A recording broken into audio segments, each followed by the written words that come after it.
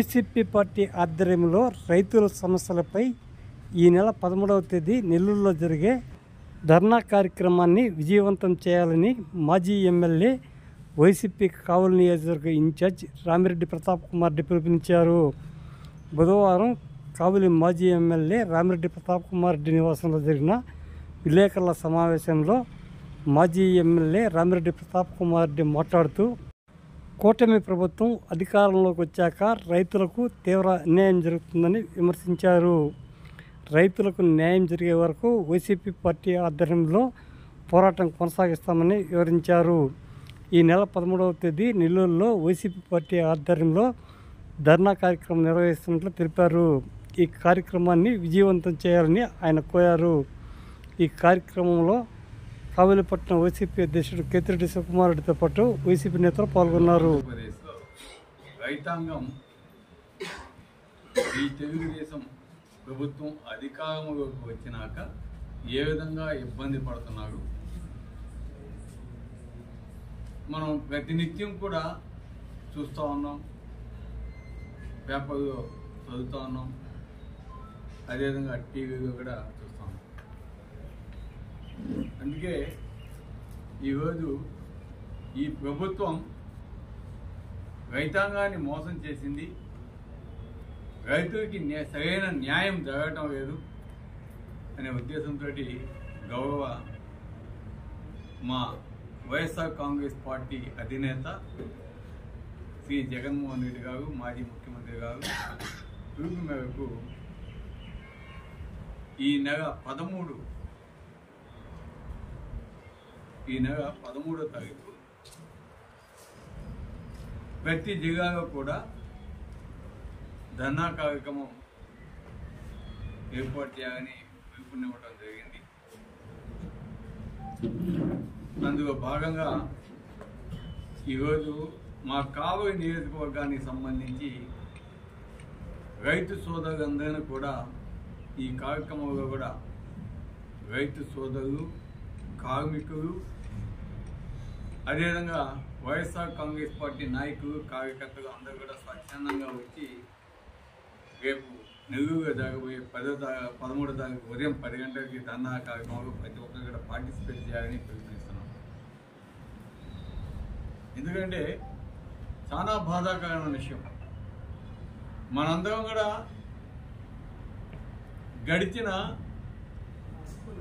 5 సంవత్సరాలు అంటే 2019 నుంచి 24 దాకా వైఎస్ఆర్ కాంగ్రెస్ పార్టీ అధికారంలో ఉండగా, గౌరవ ముఖ్యమంత్రిగా జగన్మోహన్ రెడ్డి గారు ఉండగా రైతాంగానికి ఏ విధంగా మంచి చేశామో ప్రతి ఒక్క రైతుకి కూడా తెలుసు. రైతులు ఇబ్బంది పడకూడదని ఆనాడు జగన్మోహన్ రెడ్డి గారు ఆలోచించి ప్రతి ఒక్క పంచాయతీలో రైతు భరోసా కేంద్రాలు పెట్టి ధాన్యం కొనుగోలు అయితేనేమి, ఎరువులు ఇవ్వటం అయితేనేమి, అదేవిధంగా భూసార పరీక్ష అయితేనేమి, ఇవన్నీ ప్రతి ఒక్కటి కూడా అందుబాటులో ఉండే విధంగా చేయటం మనం చూసాం. అదేవిధంగా జగన్మోహన్ రెడ్డి గారు ఆనాడు రాజశేఖర రెడ్డి గారు ఏ విధంగా ఇరిగేషన్ ప్రాజెక్ట్స్ మీద కాన్సన్ట్రేషన్ చేసి ఏ విధంగా అనేక ప్రాజెక్ట్స్ కంప్లీట్ చేశాడో, వాటిని తెలుగుదేశం ప్రభుత్వం అధికారంలోకి వచ్చినాక, కాంగ్రెస్ ప్రభుత్వం అధికారంలోకి వచ్చినాక ఏ విధంగా నిర్లక్ష్యం చేశారో, ఆ నిర్లక్ష్యం కాబడిన ప్రాజెక్ట్స్ అన్నీ కూడా మళ్ళా జగన్మోహన్ రెడ్డి గారు ముఖ్యమంత్రి అయిన తర్వాత వాటిని ఏ విధంగా త్వరితగతిన కంప్లీట్ చేశాడో మనం అంతా కూడా చూసాం. ఎందుకంటే మనం నెల్లూరుగా ఒకటి ఎత్తుకుంటే పెన్నా బ్యారేజ్ కావచ్చు, సంగం బ్యారేజ్ కావచ్చు, ఇవన్నీ కూడా మన నెల్లూరుగానే మనం ఏ విధంగా కంప్లీట్ చేసుకున్న వాటిని ఓపెన్ చేసుకున్నా కూడా మీ అందరికీ తెలుసు. ఆ విధంగా జగన్మోహన్ రెడ్డి గారు రైతుల కోసం ఏ విధంగా పాటుపడ్డాడో కూడా మనం అంతా కూడా చూస్తున్నాం.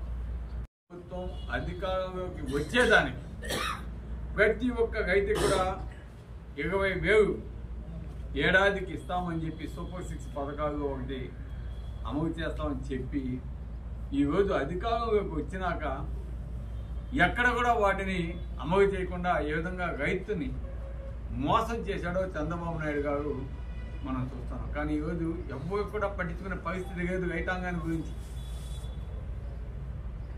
ఈరోజు సహాయం అందక రైతులంతా కూడా గగ్గోలు పెడతా ఉన్నారు. బడ్జెట్లో అయితే 10,700 కోట్లు పెడితే కానీ రైతులకి సహాయం అందించలేని పరిస్థితి. అటువంటిది ఎక్కడ కూడా బడ్జెట్లో ఆచూకే కనిపించడం అంటే డైరెక్ట్గా మోసం చేసిన ఘనత చంద్రబాబు నాయుడు గారిని కూడా మేము అందరికీ తెలియజేస్తున్నాం. ఈ విధంగా పచ్చి అబద్ధాలు చెప్పి అధికారంలోకి వచ్చినాక చంద్రబాబు నాయుడు గారు ఏ విధంగా మోసం చేస్తాడనేది ప్రజలకి అంతా కూడా తెలిసి కూడా ఈరోజు మగా మోసపోయారు. మగా అదే విధంగా చేస్తా ఉన్నాడు చంద్రబాబు నాయుడు గారు. ఒకసారి ప్రజలంతా కూడా గుర్తుపెట్టుకోవాలి రైతాంగం ఏ విధంగా మోసపోయింది అనేది కూడా మీ అందరికీ తెలియజేస్తా ఉన్నాం. అదేవిధంగా జగనన్న హయాంలో రైతు భరోసా కింద ఆనాడు ప్రతి ఏడాది కూడా 12,500 రూపాయలు ప్రతి ఒక్క రైతుకి ఇచ్చే పరిస్థితి చెప్పడం జరిగింది ఎలక్షన్స్కి ముందు.